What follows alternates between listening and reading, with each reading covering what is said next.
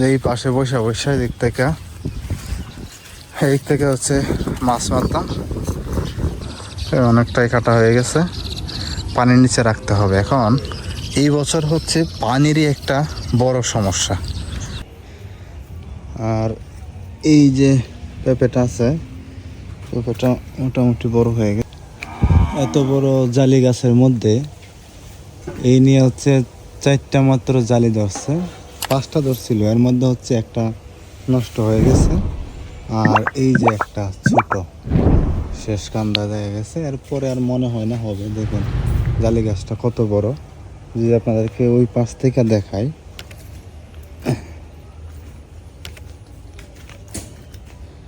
দেখেন, এবং পুরা গাছ জুড়ে বইরা আছে। এইদিকে রান্নাঘরের চালের উপরে পৌঁছে গেছে, চালের উপর একটা হয়েছিল, এখানে একটা হয়েছিল, আর উপরে হয়েছিল 2টা। আর এই যে পেঁপেটা আছে, পেঁপেটা মোটামুটি বড় হয়ে গেছে, তখন খাওয়ার উপযুক্ত হয়েছে। আবার কিছুদিন থাকলে এটা পেকেও যাবে। আর এইদিকে হচ্ছে আপনাদেরকে আদার গাছগুলো একটু দেখাই। বস্তায় যদি আপনি আদা অথবা হলুদ চাষ করেন, এটা ফলন কিন্তু আপনার ক্ষেত থেকে অনেক বেশি হয়, অনেক বেশি পাওয়া যায়। কয়েক বছর ধরেই চিন্তা করছি যে বস্তাতে লাগানোর জন্য।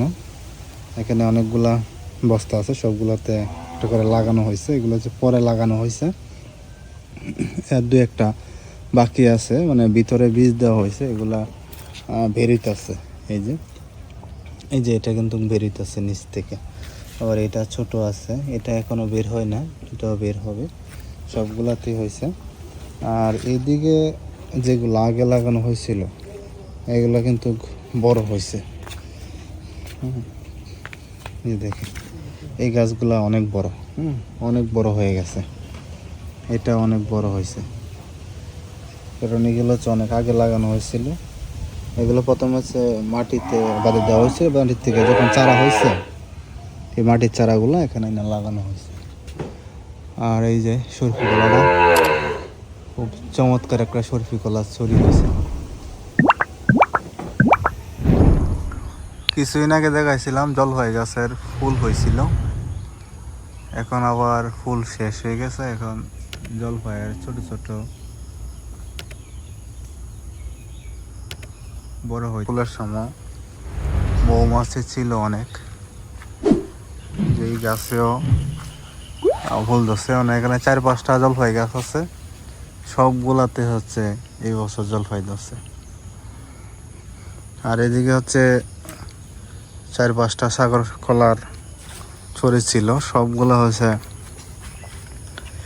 কাইটটা হলা হয়েছে, কারণ সবগুলা বাড়তি হয়ে গেছে। এটাও দেখেন কলা পাতা দিয়ে ডাইকা দেওয়া হয়েছে, এটাও পাইকা যাবে। এটা গড় আরও 2-3টা ফাঁকা আছে, এজন্য এটা পারা হইতেছে না, কেমন পাইকা যাবে। লাল হয়ে গেছে দিক দিয়ে, সবগুলা পারা হয়ে গেছে। কলাগুলো কত সুন্দর, 2টা কলা একসাথে নাইগা রয়েছে। তবে সাগর কলাগুলো সবাই খাইতে চায় না, এটার টেস্টটা এত ভালো না। সবচেয়ে বেশি ভালো পায় হচ্ছে চাম্পা কলা। সফরি কলা তো রেয়ার, সফরি কলা খুব কম পাওয়া যায়।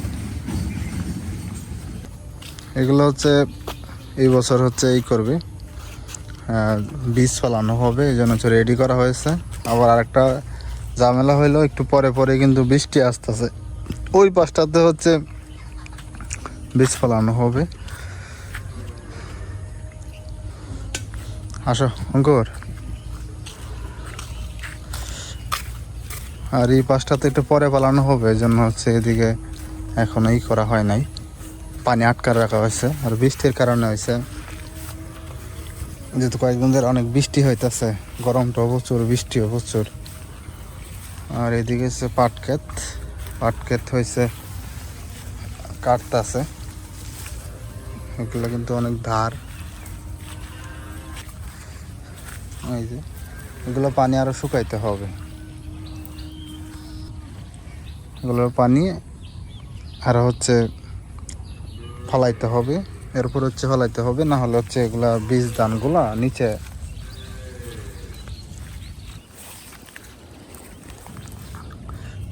মাটিগুলো একেবারে সমান করতে হয়। যদি সমান না করে তাহলে বীজ ধানগুলো নিচে ডেবে যায়। এগুলো ফালানোর পরে 4-5 দিন পরে হচ্ছে উপরের দিকে উঠবে, এরপর আস্তে আস্তে বড় হবে, তারপরে হচ্ছে লাগাবি।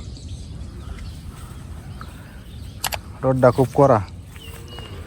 আর এদিকে হচ্ছে দেখেন এই যে এগুলোকে বটনাইলা বলা হয়, এগুলো হচ্ছে কাটতেছে,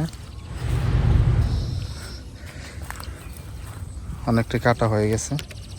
তবে বটনাইলার ক্ষেত্রে এখানে যে একটা অসুবিধা হয়েছে, অসুবিধাটা হইলো আপনার কাটার পরে যেভাবে রাখা হয়েছে এভাবে থাকবে, এভাবে থাকার পরে হচ্ছে যখন পাতাগুলো ঝরে যাবে তারপরে হচ্ছে পানির নিচে এগুলাকে রাখতে হবে। অনেকটাই কাটা হয়ে গেছে, পানির নিচে রাখতে হবে। এখন এই বছর হচ্ছে পানিরই একটা বড় সমস্যা।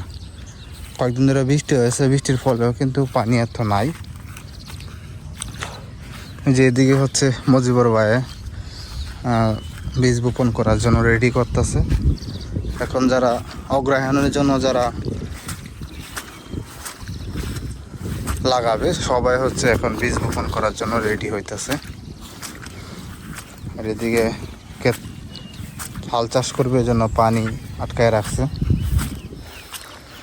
একটু আগেও কিন্তু বৃষ্টি হয়েছিল। আর যে পাট ক্ষেতের কথা যেটা বললাম, যদি পানি না থাকে তাহলে অসুবিধাটা হচ্ছে এই পাটগুলা কিন্তু পানির নিচে রাখতে হয়। এখন ক্ষেতের মধ্যে যে পানি আছে বৃষ্টির কারণে একটু অল্প একটু বাড়ছে, এবার হচ্ছে বিলে পানি নাই বললে চলে। যে পানি আছে সেই পানি দিয়ে হয়তো কোনো রকম মানে কাদা টাদা উপরে দিয়ে, কলা গাছ উপরে দিয়ে তারপরে হচ্ছে এটাকে পচানো যাবে। তো দুদিন ধরে বৃষ্টিটা একটু বেশি, এই জন্য হচ্ছে পানিটা একটু বাড়ছে। আগে কিন্তু পানিটা এত ছিল না। বৃষ্টির পানি না অঙ্কর ক্ষেতের মাঝে? হ্যাঁ, এই হাঁসগুলা কার? এতগুলো হাঁস কার? মজিবুর ভাইয়ের? যাও। ছোটোবেলা হচ্ছে যখন এদিকে পানি হইতো তখন এই পাশে বসে বসে এদিক থেকে হচ্ছে মাছ মারতাম। এখানে শাপলা হয়েছে কিন্তু আগের মতো পানিও নাই, শাপলাও নাই। দেখেন পানিও নাই আগের মতো, শাপলাও এইদিকে নাই, এত পানি খুবই কম। তবে এই পানিতে কিন্তু ছোটো ছোটো যে কই মাছ আছে সেগুলা বের হয়, পাওয়া যায়। বিলের অবস্থা দেখেন, কোনো পানিই নেই। ওগুলা বৃষ্টির পরে বাইদা দেওয়া হয়েছে, কত সুন্দর ঘাস খাইতেছে। যে বাসা যাওয়া পুরাটাই ঘাস খায়া পরিষ্কার করে ফেলছে। আর এই আমাদের বন্ধের কলা ক্ষেতের অবস্থা দেখেন, পুরাটাই জঙ্গল হয়ে গেছে। আর এটা তো মোটামুটি বাতি হয়ে গেছে, কলাছড়িটা খাওয়ার উপযুক্ত হয়েছে। আর এদিকে কিন্তু অনেক জুক আছে। বাবা যেটা বললো, জুকের জন্য বিষ আনতে হবে, না হলে ভিতরে যাওয়া যায় না, কলাছড়ি কাটা যায় না। আর বৃষ্টিতে কিন্তু জুকগুলা অনেক বেশি বাড়ে। কলা গাছে আসার সময় খুব সাবধান থাকতে হয়। প্যান্ট বা লুঙ্গি পরা থাকলে সেগুলা একটু উঁচু করে নিতে হয়, কারণ জুক যে কোনো সময় হচ্ছে পায়ে ধরতে পারে। জুকগুলা তো খুব ভয়ঙ্কর, অনেক সময় বোঝা যায় না, এবং রক্ত খাওয়ার পরে যখন ফুলে যায় তখন হচ্ছে জুক বোঝা যায় যে কামড় দিয়ে ধরে রাখছে। বৃষ্টির পরে প্রকৃতিরা দেখেন কত সুন্দর। আর ক্ষেতগুলা কিছুদিন পরে এইগুলো থাকবে না, সবগুলো হচ্ছে অগ্রহায়ণের জন্য তারা রেডি করে ফেলবে লাগানোর জন্য। আর আমাদের পাট ক্ষেতের অবস্থাটা দেখায়। পাট ক্ষেত হচ্ছে এটা যেহেতু পরে কাটা হবে, আরো কমপক্ষে 20 দিন পরে কাটা হবে বা 1 মাস পরে। 1 মাস পরে কাটার পরে কি এটা বেচানো যাবে কিনা, পানি পাওয়া যাবে কিনা, এটা হচ্ছে বড় বিষয়। বীজাণু পানি পাওয়াটা হচ্ছে বড় সমস্যা। এই যে এখনো কিন্তু এত বড় হয় নাই, মানে কাটার উপযুক্ত হয় না। 1 মাস পরে অবশ্য হবে, কিন্তু 1 মাস পরে যেহেতু বড় একটা ক্ষেত, এটা কি ভিজানোর জন্য পানি পাওয়া যাবে কিনা এটা হচ্ছে বড় সমস্যা। এই পাশটা অনেকটা উঁচু হয়েছে, এই যে অনেকটা উঁচু হয়েছে। মোটামুটি লিড করে ফেলানোর পরেও ভালো পাট হয়েছে।